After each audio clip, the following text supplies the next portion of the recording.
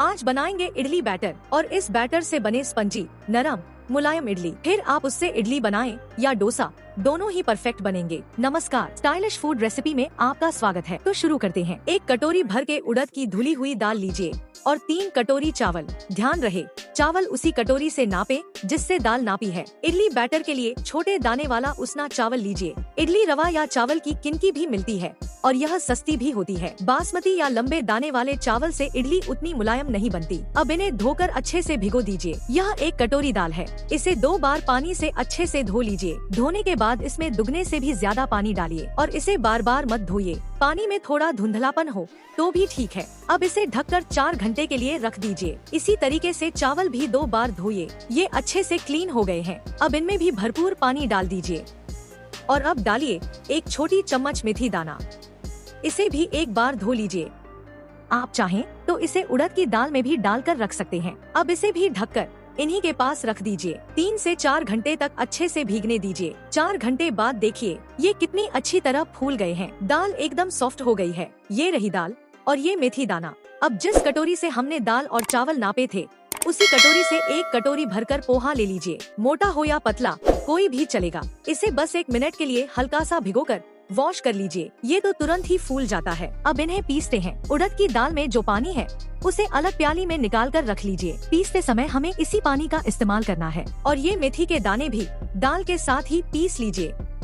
अब इसमें थोड़ा सा पानी डाल दीजिए। बैटर बहुत ज्यादा पतला नहीं होना चाहिए। इसे एकदम बारीक पीसिए। टच करके देखिए कोई भी दाना महसूस नहीं होना चाहिए। अब इसे निकालने के लिए कोई बड़ा बर्तन लीजिए क्योंकि सारी चीजें हमें इसी में डालनी है। अब चावल इसी जार में डाल दीजिए और पानी वही डालिए जो हमने उड़द की दाल से निकाला था। थोड़ा सा और चला लीजिए। चावल में हल्का सा दाना रहना चाहिए। अब इसे भी उसी बर्तन में निकाल लीजिए।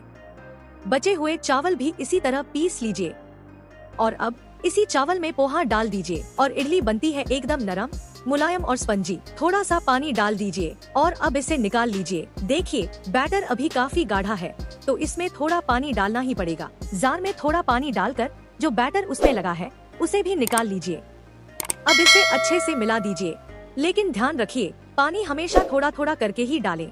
अगर बैटर ज्यादा पतला हो गया तो यह अच्छे से फूलेगा नहीं और इडली भी उतनी अच्छी नहीं बनेगी।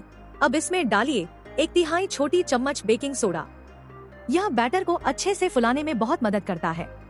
अब इसे 3 से 4 मिनट तक चमचे से अच्छी तरह फेंट लीजिए। हमने इसमें मेथी डाला है, पोहा डाला है और अब बेकिंग सोडा भी डाल दिया है। ये तीनों चीजें न सिर्फ इसका टेस्ट बढ़ाएंगी बल्कि बैटर को 100% अच्छे से फुलाने में भी मदद करेंगी। अब इसे पूरे 4 मिनट तक अच्छे से फेंट दीजिए। बैटर कितना बढ़िया फ्लो कर रहा है। सारी चीजें इसमें अच्छे से मिल गई हैं। और ध्यान दीजिए बैटर अभी बर्तन का सिर्फ आधा हिस्सा भरा हुआ है, आधा बर्तन अभी खाली है। क्योंकि 8 से 10 घंटे में यह बैटर बहुत अच्छे से फूल जाएगा और लगभग पूरा बर्तन भर देगा। इसलिए इसे रखते समय यह बात जरूर ध्यान में रखें। बीच बीच में एक बार चेक जरूर कर लीजिए क्योंकि अगर इसे बहुत देर तक छोड़ देंगे तो यह जरूरत से ज्यादा फूल जाएगा और नीचे भी गिर सकता है।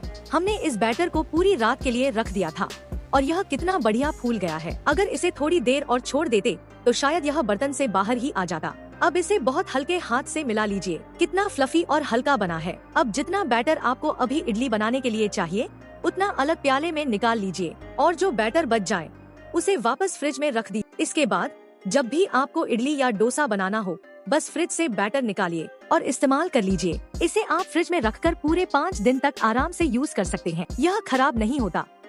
अब इसमें डाल दीजिए 3/4 छोटी चम्मच नमक या फिर अपने स्वाद के अनुसार और इसे अच्छे से मिला दीजिए। अब इसकी कंसिस्टेंसी देखिए, न ज्यादा गाढ़ी और न ही ज्यादा पतली।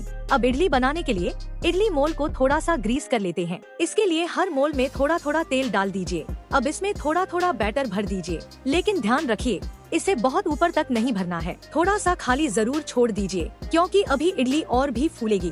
अब इन्हें कुक करने के लिए चलते हैं गैस के पास। बर्तन में हमने 2 से 2 कप पानी भर लिया है। इसमें अच्छे से उबाल आ रहा है। अब इस समय फ्लेम को एकदम धीमा कर दीजिए क्योंकि बहुत ज्यादा भाप निकल रही होगी और वो आपके हाथ पर भी आ सकती है।